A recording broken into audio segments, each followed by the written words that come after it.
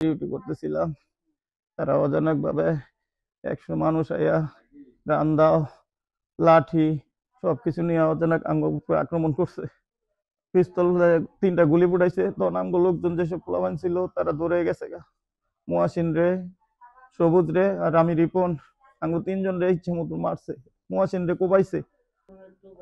আমরা গরু হাটে ডিউটি করতেছি, হাসলি কাটতেছি। এর মাঝে মামুন গ্রুপ আইসা আমাদের উপরে হামলা চালাইছে যে তোরা কি এর বিএনপি করস, বিএনপির মার কই ওই আমগো মায়ের দূর শুরু করছে।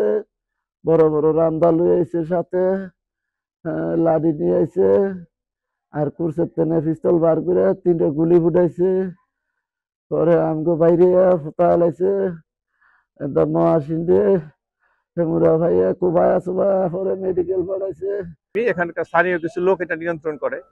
তো হুট করে আরেকটা আরেকটা লোক কিছু লোকজন এখানে ঢুকে যাওয়ার পরে ওই তাদের মধ্যে এটা এটা হয় হচ্ছে হাটের এক সাইডে।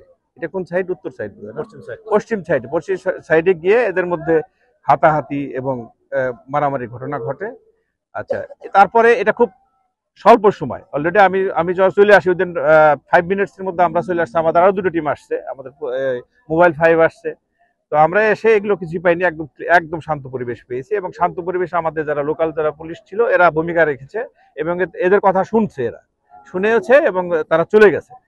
এই ঘটনা পরবর্তীতে জানলাম যে এখানে নাকি 2জন না 3জন ইনজুরি আছে আর হসপিটাল আছে।